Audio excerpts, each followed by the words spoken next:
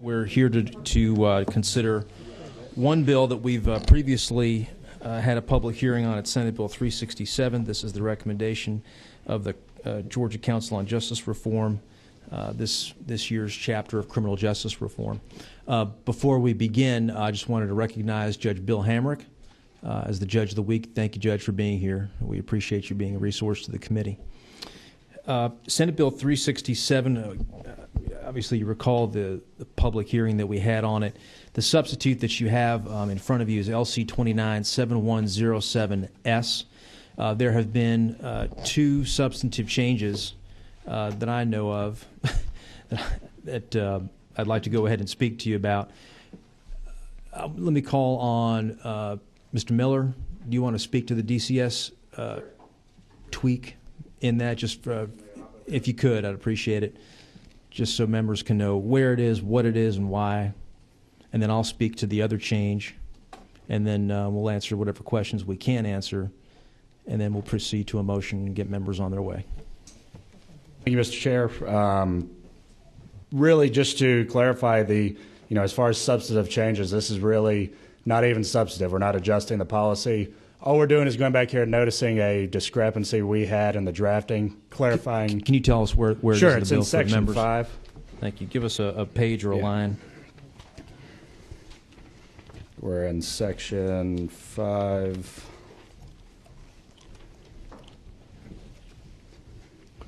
So we're in Section 5.2 here. And all we had before was simply that a provision regarding when you have a discrepancy with a rule or regulation passed by the Board of Community Supervision, how you sue and challenge that board.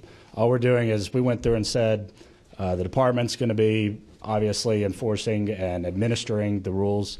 The board has the power to suspend or sanction contract issues if it's with a private probation company. So as you look through here, we just simply went through and said, this is what DCS is doing, this is what BCS is doing. We ended up, while we were making those cross-referencing changes, made a change in the latter part of the bill that we did not update in this Section 5. So this is just simply coming back and cleaning that up. Okay, but that's more of a cross-reference or is it a substantive change or no? No, sir. Okay. No, sir. All right. Any questions for Mr. Miller on the provisions of 5.5, or is it 5.5? 5.2. 5.2, I'm sorry, that he's just addressed. Any questions, members of the committee? Seeing none, thank you, Mr. Miller. Thanks. Let me, the other change I want to bring to members' attention is in section, it's part 11 of the bill. Go to page 81. This is beginning on line 2837. This goes to the food stamp issue, members of the committee. This is a recommendation that the council has brought, or has made, a recommendation the council has made over the last 2 or 3 years, I guess it is now. And we discussed it somewhat at the last hearing. It seems we're now in the reentry phase. Not that you ever, forget about the other aspects of criminal justice reform that we've tackled over the last several years on a year-to-year basis, very carefully, very deliberately. We're in the reentry phase of our focus. The reason why I don't want to speak for the council, but my sense is that, and common sense dictates it, that the ability to access food stamps, or the ability to qualify, I should say, for food stamps is part of the reentry process. That you don't need me to explain that to you. Right now, under Georgia state law, if you're convicted of some sort of drug felony, you cannot apply for food stamps, which doesn't make sense to me. I think we're looking for avenues for individuals to become productive members of society. If we deny these individuals, again, specifically who have been convicted on a drug charge, if we deny them the ability to apply for food stamps, it seems to me that will push them, perhaps, to go ahead and reoffend. Obviously, food stamps being an ability to get food, which obviously is a life necessity. Further for that argument is the fact that I've come to understand that you can come out of the system having served time for a violent felony, and you can go ahead and apply for food stamps. But you can't go ahead and apply if you come out on a drug charge. That doesn't make sense to me. I've also learned that in the states of Texas and Alabama, not soft on crime states by any stretch of the imagination, that they've gone ahead and adopted language very similar to ours, I understand, which essentially goes ahead and establishes the ability of an individual who's come out of the system, has served their sentence on a drug charge, to go ahead and apply. They've got to otherwise qualify like anyone else could. They have to comply with their special conditions and special conditions of probation or parole. Depending if they go ahead and violate any of those conditions, then they're out as it relates to their ability to access food stamps. It just seems like intuitive common sense to me. That's what you have in front of you in terms of Part 11, which is Section 11-1 of the bill, going from lines 2840 to lines 2859. I think it's very straightforward, and frankly, I think it's common sense. My understanding, Mr. Miller, Mr. Worthy, I don't want to characterize it myself. Can you characterize the administration's position on the addition to the substitute? The administration is supportive, and I appreciate that. I think it's the right thing to do. With that, any questions on that particular provision? Mr. Coomer. Thank you, Mr. Chairman.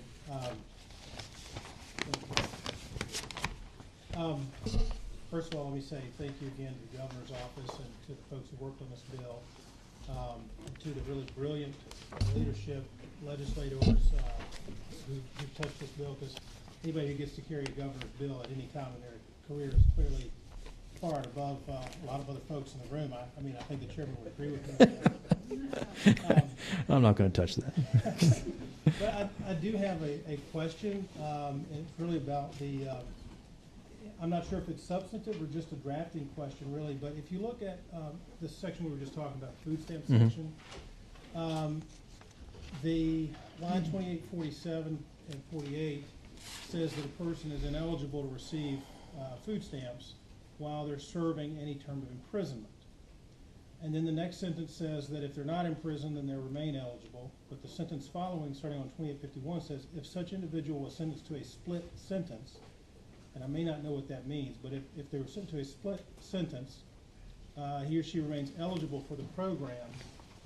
My question is a split sentence, does that mean that part of their sentence is served incarcerated and part on parole or probation? And if that's the case, then does that mean that a person who is serving that split sentence, meaning that they're incarcerated for part of that time, will remain eligible during their incarceration to receive this assistance? There's two questions. I know there were some particular drafting necessities, if I recall, the back and forth in the drafting. Ms. Travis, do you want to address that from a why it's drafted the way it is? Yeah, the original idea is that you can't get it no matter what if you're incarcerated. You get a split sentence, which is that you have part of it is incarcerated and part of it is on probation. When you're on the probation part, as long as you're complying, or if during that split sentence you were paroled early, as long as you're complying, then you're eligible. So we start out with a caveat at the beginning that incarceration knocks you out, but if it's a split sentence at the back end of your sentence, you get it as long as you're complying. Sir, yeah. Sure. In the way I read this, I think it creates at least confusion, if not inconsistency. Wouldn't it be better to just say that anytime a person is released from their term of imprisonment, whether it's for parole or probation, that they would then become eligible if they meet these other qualifications? First of all, I'm not sure the term split sentence is widely enough used for any practitioner to really know what that means without some explanation. And secondly, I don't think we want to create a situation where we are permitting incarcerated individuals to be receiving this benefit while they're incarcerated, even if they're going to be released at some future date. Yeah, I don't read it as allowing, because of the definitive sentence prohibiting, and I'll ask counsel to correct me if I'm misstating it, but I don't read it as allowing anyone to have the possibility of applying if they're incarcerated, and then afterwards it's modified to allow if they are serving a part of their sentence, either probated or they're paroled, then they can go ahead and take advantage of it, provided they comply with conditions, et cetera. I'm with you, Mr. Chairman. Okay. I mean, I know. Wait, that is the intent. The split sentence might be not something you're used to seeing, but we have it quite a few times in the code. That was my question. Is that defined, or is it we use someplace else? Or It's used elsewhere, and it's certainly used in practice a lot.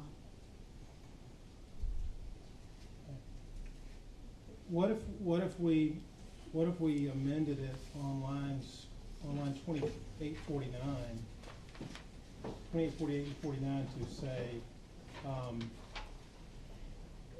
rather than if such person was not sentenced to imprisonment, but rather to have language that says, if such person is released from imprisonment or is not sentenced to imprisonment, that would give it the same effect.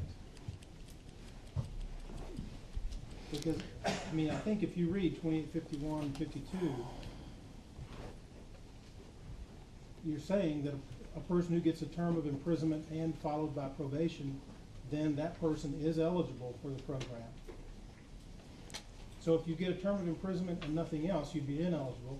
If you get a term of imprisonment and probation, then you are eligible.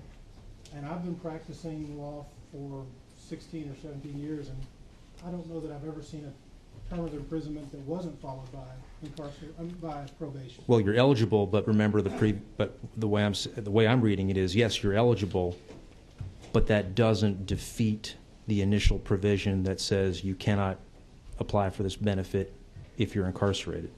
So that's where I take comfort in that. Okay. But Ms. Travis, Yeah, the other side please let me know if I'm mistaken. No, you're not mistaken. The other side of it is the first sentence knocks you out.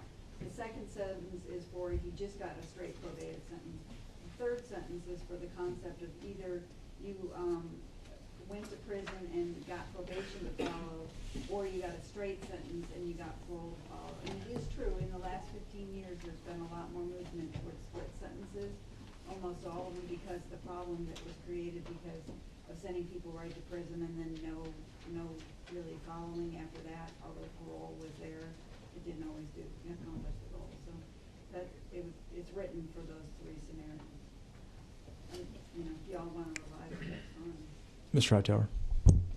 Mr. Chairman, when we read it 1, 2, and 3, kind of like y'all have it laid out here, I do see Chairman Coomer's concern, but I believe it could be very easily addressed by just a minor qualifying statement. If you put on 2852 at the end of program, you could just add upon release to probation or parole, and that would clarify any discrepancy, I believe. If such individual was sentenced to a split sentence, he or she would be eligible for such program upon release to probation or parole, provided he or she, and then it would stay in. And at least then that would be a very simple fix that clarifies. Because when I read it, I do read it like Chairman Coomer is saying, because you have three distinct different sentences, and the way it's laid out, they're not tied together. They're three different provisions. And the way this one reads, if you read it by itself in that sentence, it could say what Chairman Coomer's. Okay. Mr. Miller, Mr. Worthy, do you look like you may have a comment on that? We just have one quick point of clarification, and that's under federal law, you cannot receive the food stamp benefits while you're incarcerated.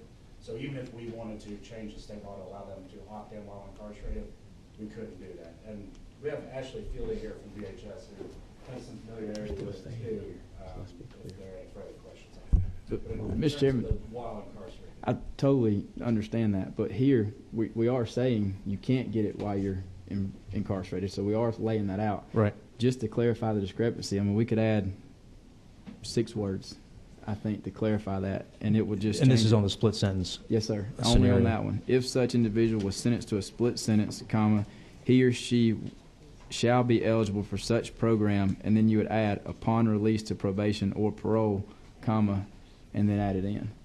And I think that would clarify it, and there wouldn't be any ambiguity.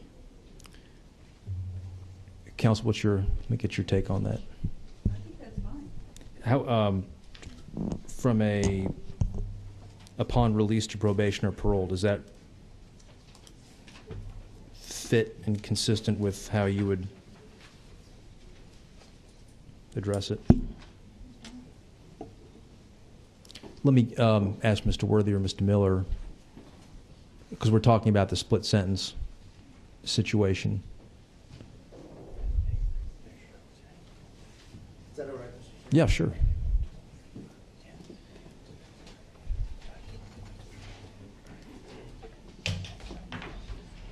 And I think Mr. Coomer and Mr. Hightower are just trying to make sure that we don't have any unintended consequences later on. The two things that I want to point out to the committee, Mr. Chairman, is first of all, if you're on probation, technically under law, you are still under your sentence.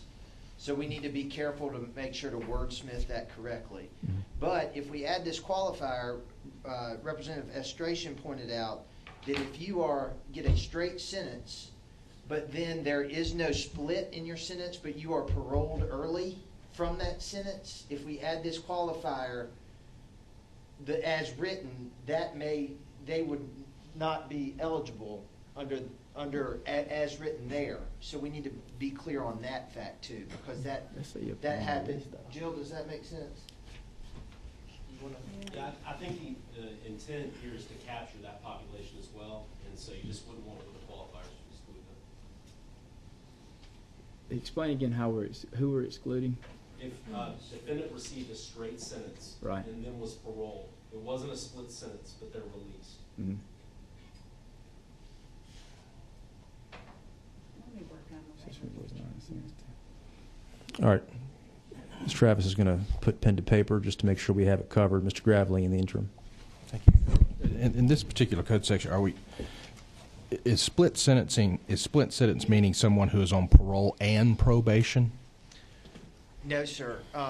Split sentence generally means a sentence to incarceration followed by probation. And as we have really embarked in criminal justice reform, we've worked very closely with the judges to try to make sure that they are splitting their sentence, because before we engaged in criminal justice reform, you heard the stories of people that were so dangerous behind the wire that they had to be escorted around the facility by the CERT team, and then when they max out, the CERT team takes them to the gate opens up, and they're sent out into the community. So obviously the council cares a great deal about judicial discretion, and we're not going to mandate anything, but we've been working with the judges that split sentences are generally better policy, so that offenders can be supervised by probation officers and use probation officers for services. So as Chairman Golick talks about the increase that you're seeing in split sentences, that generally means a sentence of incarceration followed by a period of time on probation. Thank you. Thank you, Mr. Chairman. Mr. Coomer, follow-up? Did you want to say that? I'm going to defer to council in just a moment. Okay.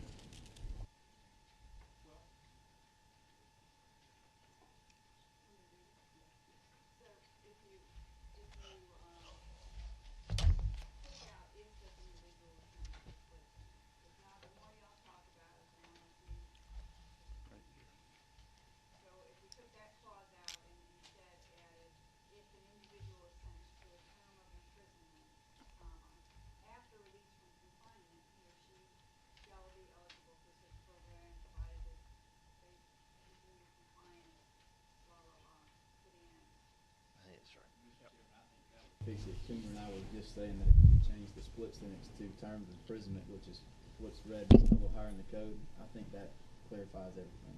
Okay. So let's go ahead just for clarifying. So, a lot of nodding heads, which is always a good sign. Let me ask counsel to go ahead, or a really bad sign. In this circumstance, I think it's good. Counsel, would you mind just reading it back again, just to make sure we've all got clarity and where you're beginning and so forth? On line 2851, if you take out the clause that says, if such individual was sentenced to a split sentence, and replace it with, if such individual is sentenced to a term of imprisonment, after release from confinement, he or she shall be eligible for such program, provided that he or she remains compliant with applicable general and special conditions of probation or parole. Okay. So that, All right. just that one clause change. Comment? I think that that language would allay the concerns raised by Representative Estration for those individuals who were sentenced to a straight sentence, but then Right. paroled out instead of being under a split sentence. Okay. Good. Because they'd be released from confinement, whether on probation or parole. Good. Questions from the committee on the Coomer-Hightower amendment? Was it clear? Is everyone clear on that? All right. With that, let me ask, what I'm going to do is ask the committee for its pleasure, and then we'll proceed to adoption of the amendment after the motion. What's the pleasure of the committee? Mr. Coomer moves due pass of Senate Bill 367, LC 29-7107S, second by Mr. Hightower. Are there any amendments, Mr. Hightower? Mr. Chairman, who would put before the committee the amendment as read by legislative counsel? Okay, just belt and suspenders, if council could just read it one more time for us. If such individual is sentenced to a term of confinement after release from, or term of imprisonment, sorry, after, let me try it again. If such an individual is sentenced to a term of imprisonment, comma, after release from confinement, he or she shall be eligible for such program, etc. Is there any objection to the Coomer-Hightower amendment? Any objection? Without objection, the amendment is adopted. Are there any further amendments? Seeing none, any further discussion? All those in favor of the gentleman's underlying motion of due pass by substitute SB 367 LC 29-7107S as amended, all in favor say aye. Aye. Opposed? The ayes have it, and the motion's adopted. Thank you, members of the committee. And we're adjourned.